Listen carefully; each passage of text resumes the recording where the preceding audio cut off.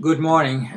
Today is the 17th of January 2019, and this little video is number 5 in my new series called PJ's Daily Bugle, and PJ stands for Paul Jorion, which is my name. In today's video will be called To Brexit or Not to Brexit. I'm not British, I'm Belgian by birth. But I lived for 11 years in the United Kingdom, and I was very happy there. That country is dear to me.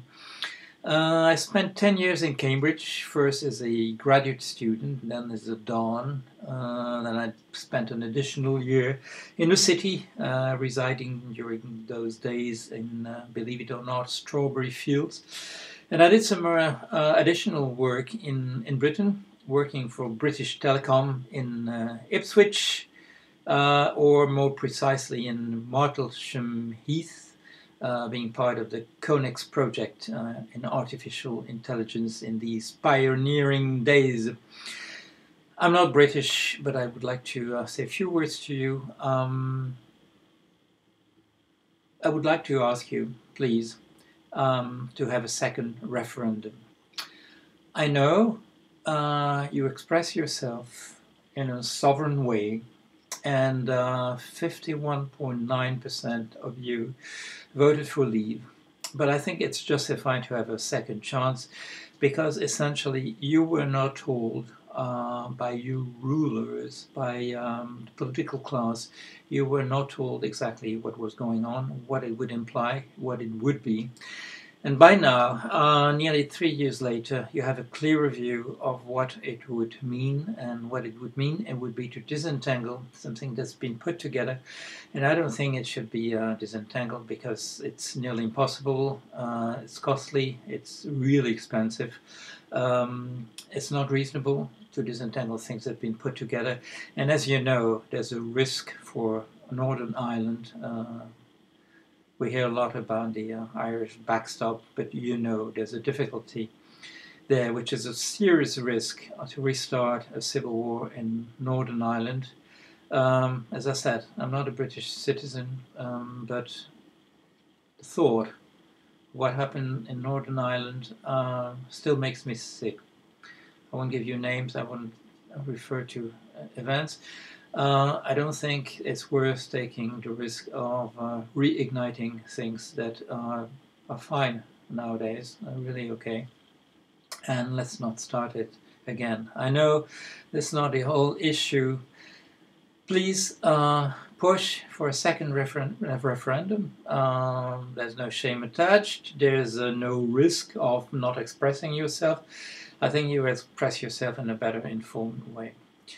I know, let's think now about the reason why people voted in majority to leave the first time around in June 2016. That reason essentially, in my view, is immigration. So I think immigration should be tackled separately, as a separate issue, and we should think about it and make it an entirely separate issue from the second referendum. If that issue is taken properly, the question is essentially not so much about people, in my view. It is about the labor market. My view is most people who fear immigration fear it essentially as competition for jobs. And that's why I believe it should be dealt with separately, and that we need to approach it in a different way than it's approached now. We need to think in terms of separating once and for all income from labor performed. Why? Because of mechanization, because of the computer, because of software, because of now artificial intelligence. Jobs are disappearing. The labor market is dwindling. We need to think about that as an issue as such. It's not a problem as such. We wanted mechanization. We wanted to be replaced by machines. It's a good idea. A lot of work was exhausting, degrading, dangerous. I don't need to tell you that. And it's a good thing for humankind that we got rid of most of it. The difficulty is linked to the fact that the people lose their job, are just left to themselves. They don't receive any money, well, just for a little while maybe. It's the people who are the owners of the machines, of the software, of the artificial intelligence that reap the rewards. And we need to tackle that issue as such. You know, there are two possible approaches. The one is called universal basic income. I was in favor of it, and then I started thinking about it as a banker, because for 18 years of my life I was a banker. The 1 year I spent in London was in the city, and any amount of money that's just given to people as a check or as cash can become the prey of people around and prey of the people themselves. It can be used in an inaccurate manner, but it can also fall prey to people who are interested. And I can tell you that in the financial world, people will be interested in your check, and it's too much of a temptation for them. Excuse me. And I think we should have a different approach. A study at University College, I believe it was released last year, or in 2017, excuse me, in October, surveyed the issue of basic universal services, meaning free access to a number of indispensable things like healthcare, education, but also local transport, access to telephone, access to Wi-Fi, housing, access to food, in the as far as the indispensable quantity is provided. We need to look at these things in those terms. Basic universal services cannot fall prey to the financial world and to bad usage. It is protected.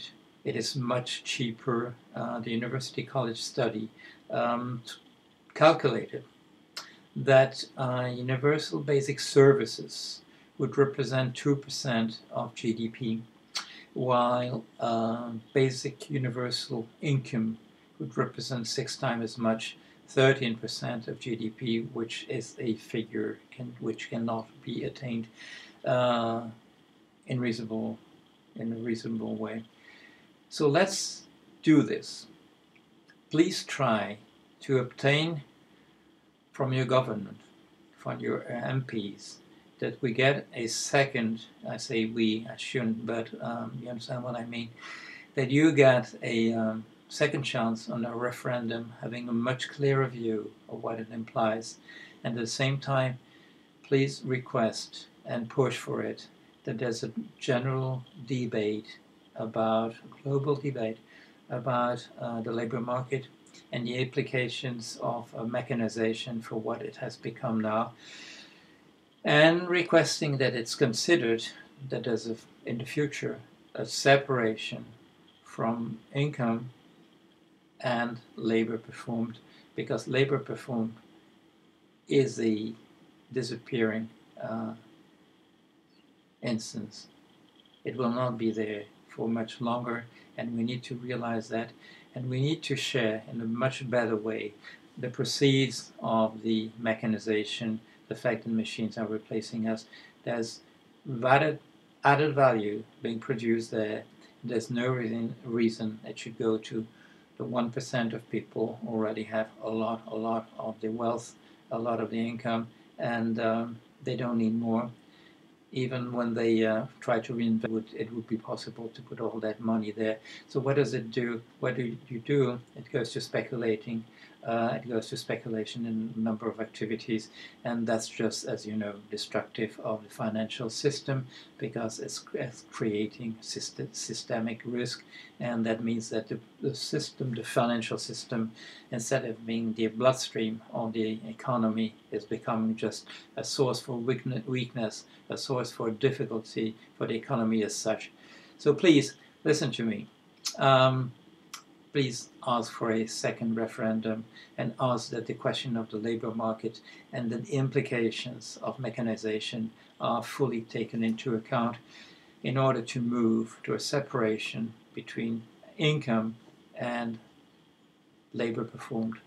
Thank you.